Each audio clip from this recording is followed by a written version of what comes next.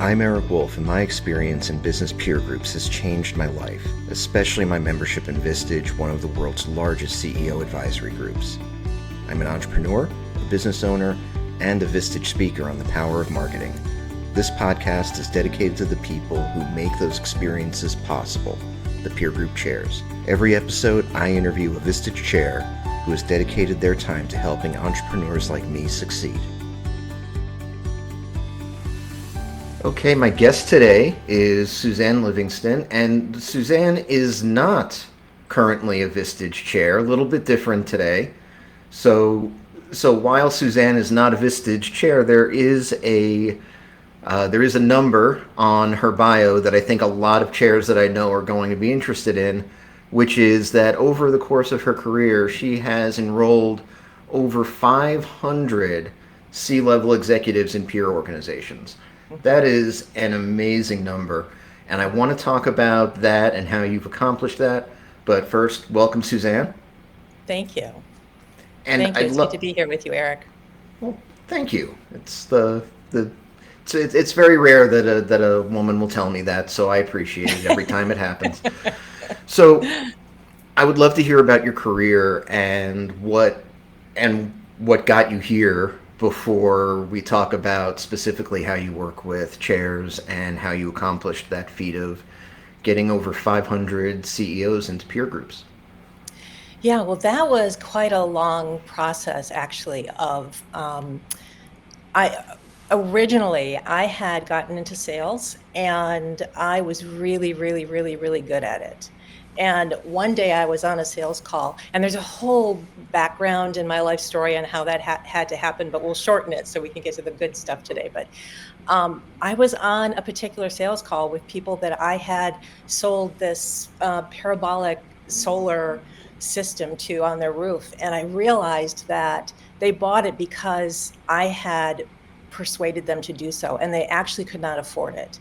And that day was life-changing for me, in that day I decided I've got to find another way to offer good things in the world that do good things for people, and in a way that is in integrity and alignment with who I am. And so over the years, I developed what originally was called the contribution effect, the contribution approach, and it has morphed over the years into the greater purpose approach. And that is what I used to enroll over 500 CEO and C-level executives into membership organizations. Very cool. So how did you first get into the world of CEO peer groups and all of that? How did I get into it?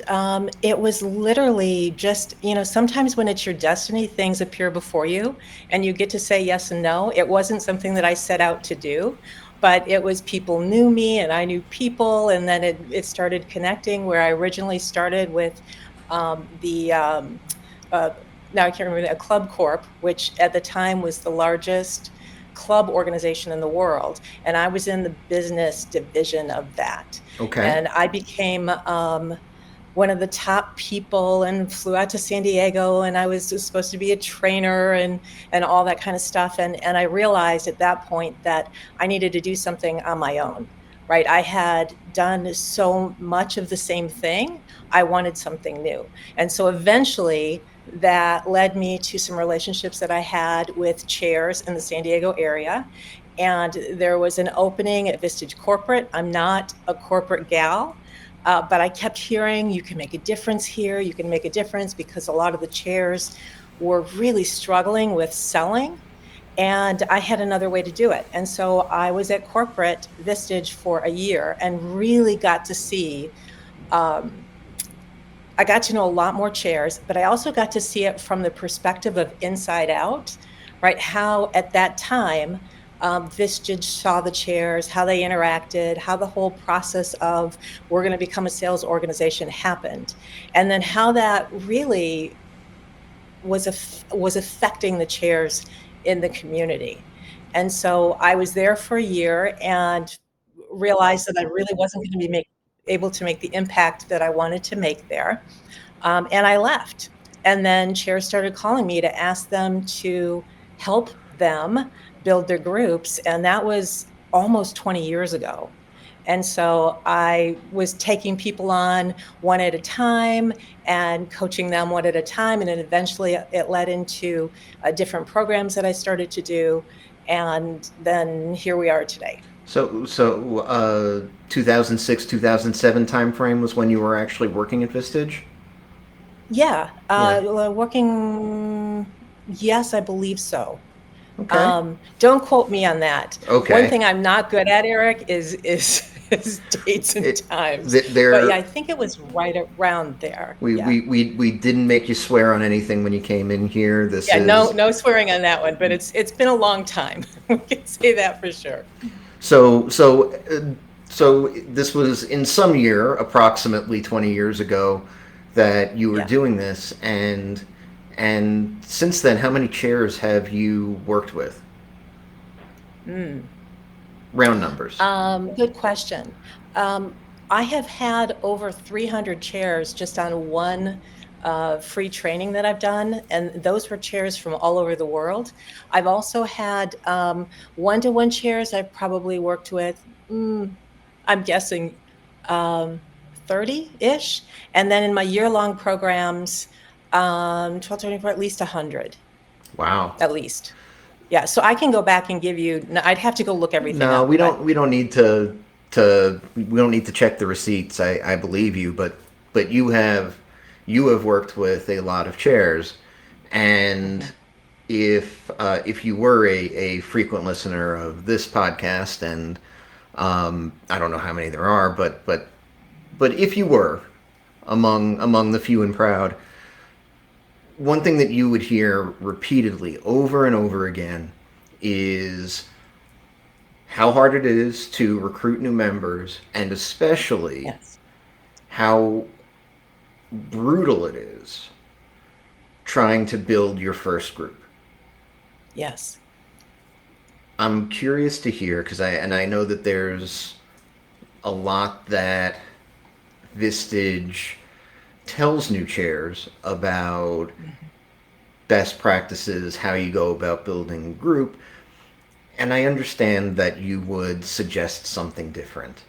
I would love to Yes, start hearing about how you actually yes, coach chairs on how to build their groups. yes. And my intention for today is I'd love to leave some seeds that any of the chairs that are listening can know that there's another way to do it, and to give them some tools to begin with if we can do that. So basically, there are two ways that you can approach building your group. Primarily, right? So the first way is how Vistage teaches, which is to sell.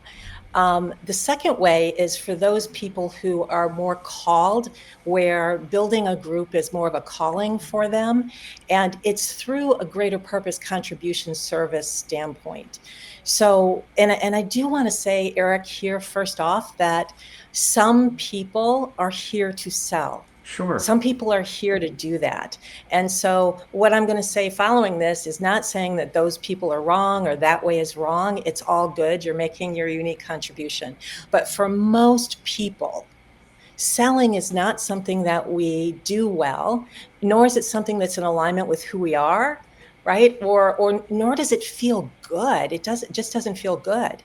And I think from the time that I was at corporate, it's through now, my understanding is, based on what I knew then and based on what I've heard throughout the years, is that anywhere from like 75% to up to 90% of new chairs trying to build a group Yes, fail. they And wash it is out. because of what I'm talking about right now, right? It's because of that.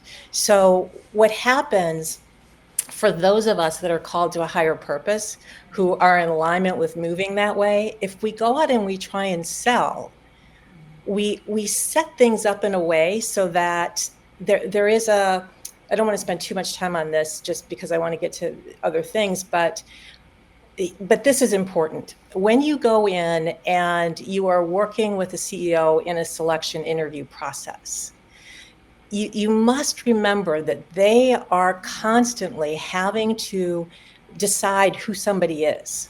They have to, because they're constantly getting bombarded with people wanting something from them. So they develop a skill that is a high-level skill that I haven't seen anybody else develop as well as they do, right? And it's the skill to say in a very short period of time who you are to them. And then they know how to deal with you.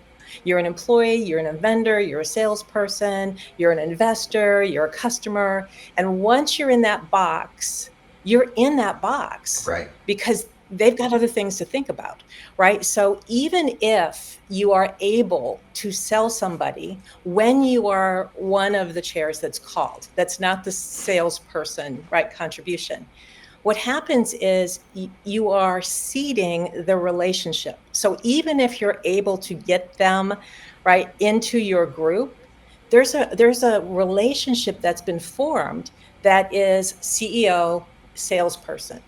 Yeah. So what that does is a number of things. Number one is it is always your responsibility to sell the group, to keep the group filled, to do a horse and pony for them, to create value for Right. them, right? It's a different relationship than if you come in and there's a true relationship of peer to peer, a true relationship of selection and alignment. At that point, Eric, what happens is you can serve them at the highest level.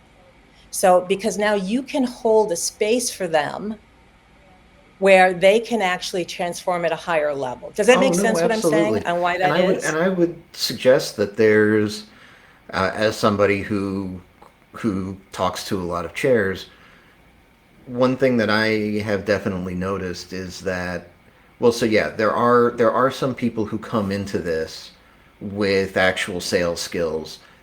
They're in the Hmm. minority. Um, Right. most Yeah. most people did not come into Vistage having a business development background. And so this is Exactly. very unfamiliar work. It's very uncomfortable work. And for those of us that have spent 20 years doing business development in some way or another, it's still pretty uncomfortable in a Hmm. lot of ways. And I think that Yeah. even the Vistage chairs, though, that I know that specifically came to Vistage and said, I'm here to start a business for myself.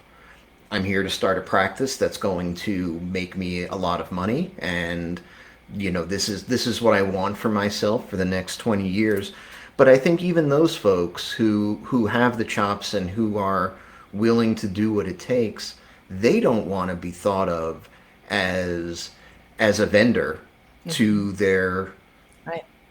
to their group members Or a or a salesperson. salesperson. Yeah. It's Yeah. a different relationship that they're trying to cultivate. So I what you're saying is definitely hitting home for me, and I'm sure it's going to hit home for a lot of chairs. Well, and I'll tell you, Eric, it breaks my heart, right? Because you see, just because of the positions I've held and the people I know, I've seen so many potential chairs that would have been incredibly great chairs, that would have made an incredible contribution through chairing, that never were able to do that because they just couldn't do the selling thing. Right? So it's a loss when we don't do that. And I've had so many of the chairs that I work with initially come in, and one of whom I'm thinking specifically about right now, who came in and said to me, Suzanne, I'm at 8 and I'm suffering, right? I'm suffering because every time I get a member, then I lose another one, and I just don't know how to do this. And this person was a very successful CEO himself. He now is one of the top chairs in the world. And had he not been able to make that shift, I think about the loss we would have had in the community, right? The number of people he impacted, it wouldn't have happened. And it's all over this Th- selling thing, right? It's all over something that's There's very little, if you were to draw the Venn diagram of the skills that make somebody a great chair and a great facilitator, a great coach, a great mentor, and you take the skills in the other circle of all the things that would make you a really great sales manager, a really great account rep. There's very little overlap there. There is overlap, but but there isn't a whole lot. By and large, the things that you look for in a great chair are not connected to the things that you're looking for when somebody is trying to sell you something. Yeah. Yeah, So how do you exactly. get people to Exactly. make that pivot? Well, I'll tell you, number one, there's a type of chair person that I work with most. And that is someone who they're chairing because they're at a point in their life where they've been successful, they've had Yeah. some level of success before, and now they're wanting more, right? They're feeling a calling to more meaning, Yeah. to really giving back. They've learned so much in their life, and that it doesn't necessarily have to be someone that's been a CEO, but they're really at this point. They're connected to a greater calling, and it's part of why they feel like the disconnect with selling, right? And so what we do is, number one, if you want to begin the process of being able to move away from selling and moving into contribution and a service is a way to do this. Here's the first thing you want to do. You want to get crystal clear on what your individual greater purpose is in this world. That's the beginning work of this. And what I have found is that there's two purposes that we all have. We have an individual purpose. So that's how we show up, what we do well. Like, for an example, you may hold a safe space for someone to be able to share things that they don't share anywhere else, right? That's your individual. And then when you look at that and your entire life, there are clues all along the way about a greater contribution that you're here to make. There are ripples from that go on and on and on and on. And if you will take the time to explore what those are, you will find at the world level an impact that you're here to help make, not that you're totally responsible for, but that you're here to help make. So that might be something like relieving poverty. It might be something like stopping war. It might be having more inclusivity in the world, or whatever it is for you. When you get connected to those two things, then everything changes, because now you're building a group that is based on the difference that you and your members collectively have in common, right? That not only do they want to build their businesses, not only do they want to be more prosperous and all those things, but they too, and most people have this, they want to make a positive difference in the world. So when you are able to, number one, understand what you're here to do, and then you begin, number two, to look at, all right, if I'm going to do that, what kind of group do I need to build? And who needs to be in that group? So if and that's not someone who has P&L responsibility, who has 5 million in revenue and 25 employees, right? That's not what it is. It's going to be in alignment with your greater purpose, right? It's going to be people. So for an example, there was a chair many years ago. He's now retired, up in Northern California area-ish. And he had been in the military family since he was a kid, right? Traveling all over the world. And one of his biggest pains in his life is that he never felt connected to family. He always felt this hollowness about it. And so when we started to explore with him what his greater purpose is, he found himself living at that time in a relatively small community, a very expensive community.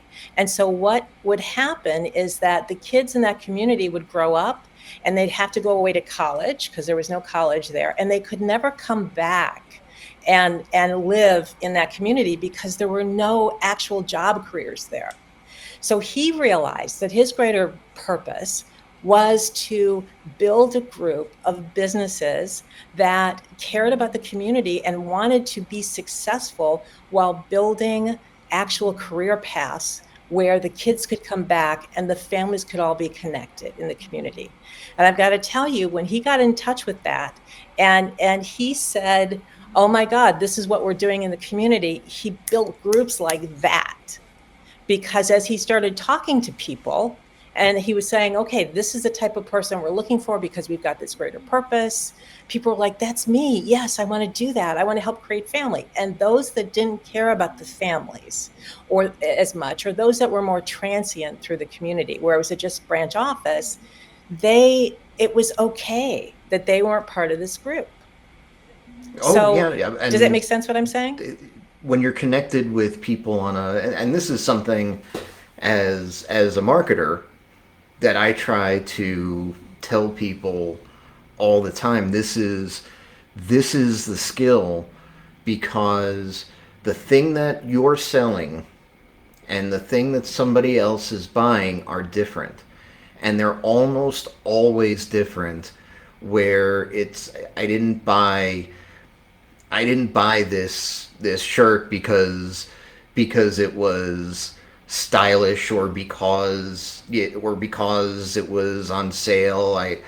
I bought it because I needed something. My problem was, I need to have things that I can wear on camera that are going to that are I had a problem, and it didn't have to do with the shirt. It had to do with my lifestyle of being here working at home and not wanting to literally do all my meetings in a t-shirt. And so the thing Yeah. that they teach you to sell is Vistage, but Vistage isn't the thing that people want. Yes. What they want is, I Right. think, in a lot of times, it's that connection that you're missing, and the loneliness of being in these roles. And for you to then take it one step further and say, no, what we're going to do is we're going to connect people, not just to, not only on that parameter, but we're going to connect them with something deeper. That's really powerful.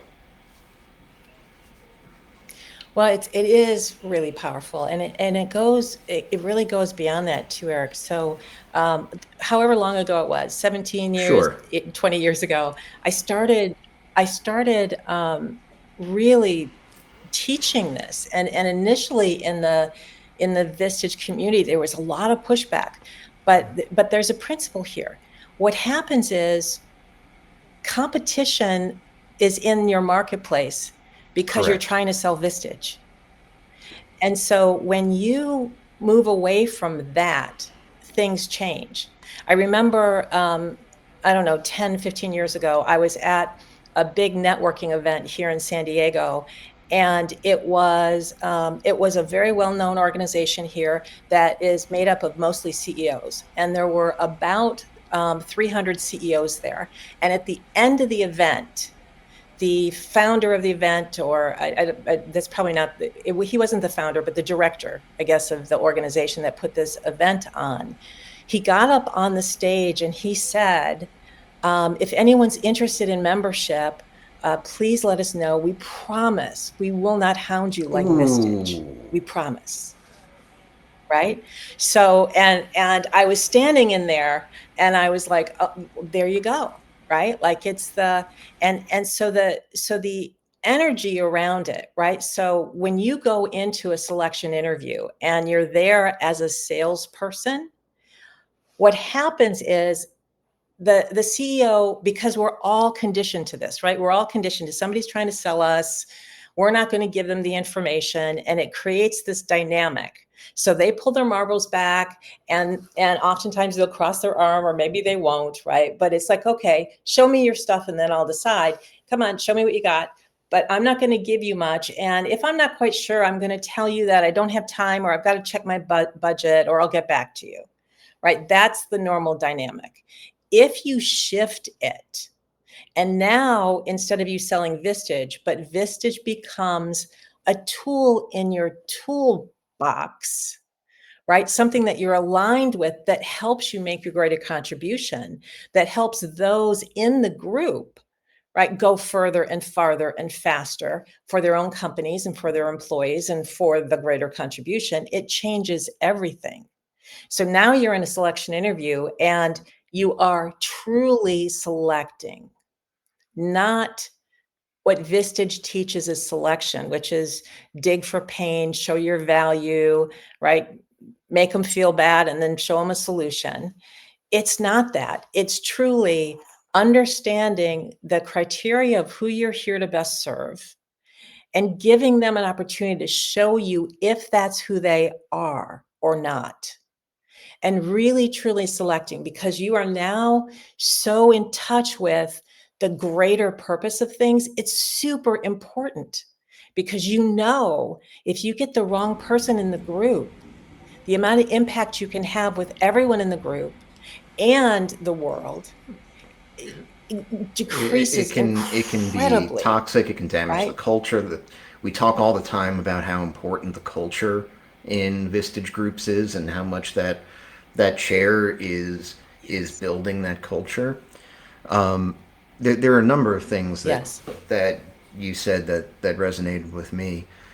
Number one, I absolutely love the idea that Vistage is a tool in your arsenal, as Mhm. opposed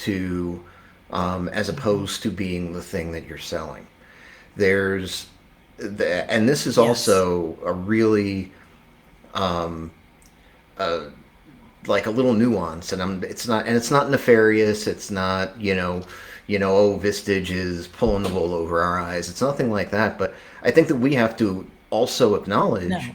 that when Vistage is in front of a room of chairs, prospective chairs, in academy, Mhm. what they're looking to get out of those people is a little bit different than what those people are trying to get for themselves. Right. A little bit? No, it's a lot different. And Yes. I was giving them a little, but and it's not nefarious. No, What no, Vistage's job is to sell Vistage, exactly. and Vistage wants to promote the Vistage name and the Vistage brand, and they want you to be out in the community leading with Vistage as much as possible. But for you, being that individual practitioner, the thing that you're building is, yes, it's based on Vistage, but the thing that you're actually building and delivering is unique. It's just Mhm. it just fits within the Vistage. Vistage sort of draws the lines of the sandbox, and within that sandbox, chairs do a lot of different things, and they do them their own way, and they express themselves in how they run their Yes. groups. It only makes sense that they would do the same thing in the way that they recruit their members. Well, and even Eric, if you look at, and I've had the opportunity over the years to sit in a number of full day meetings with Vistage chairs, and every group is different. And it's based on who that chair attracted, if they sold those people or not. Mm-hmm. Right. So there's a resonance. And one of the things that I teach in the programs is there, it goes even a step further, right? Like, so if you are just facilitating the group instead of truly leading it, there's also less of transformations that can happen for your members, right? Because it's just, if you look at your groups Correct. as a laboratory for them, Yeah. right, where they are a member of the group, you are leading them. It's the only opportunity most of them have to be able to see a different perspective of things, because they're always the leader, right? So does that make sense? And so it's like there's so much to this, right? So if you will get very clear on your greater purpose, if you will align that with how you build your group, and then align that with how you lead your group, it changes everything. And it changes how attractive you and the group become to others who are like you, right? Who are on that same track. Well, I'll tell you the other thing that happens is that where right now, and we've got we've got a great community of chairs in Colorado, Mm. but there are certain areas of the Colorado Front Range that certain people sort of specialize in. And when you get into those markets, I think that the chairs definitely have that feeling of like members are a scarcity. If somebody else gets a member, that's something that I missed out on. Yeah. And I think that you've got a message that also is telling people that you're actually living in a world of abundance as opposed to a world of scarcity where if you're looking for the people that you're going to connect to, you're going to find them, as opposed to the idea that there's only so many people in a marketplace that you can sell to. Yes, and more than that, and just to speak to Colorado, the Colorado chairs are amazing. And Oh, we've got like it's and I speak, so I see places, and yeah, the Colorado chairs are it's, yeah, the absolutely Colorado incredible. chairs rock. I love the Colorado. I love all the chairs, but yeah, they rock. But it goes beyond that. And here's an interesting thing. So I did this many years ago, but I did the largest webinar I did was on how to not have competition in your local markets, right? On how to not compete. So I want you to imagine this for a minute, right? So if every chair in a market was all about their greater purpose and they were all doing their thing, something different, right? So one is here to help organizations increase more diversity. Another is here to help stop poverty. Another is whatever it is. What happens in the community is not competition anymore. It's everybody is like, oh my God, you need to talk to Phil because he's all about what your company's doing. Or you need to talk to Susie because, right? So it literally not only eliminates competition, but it creates collaboration, right? The more chairs that can do this. It happens all the time with the chairs that I work with saying, you know what, this isn't a fit for us and what we're doing greater purpose, but I know that John is really focused on this and you may be a great fit for that group. Suzanne, I am really enjoying this, but we're short on time and we'll need to wrap up. But I really do appreciate everything that you've brought today. This has been really, really incredible.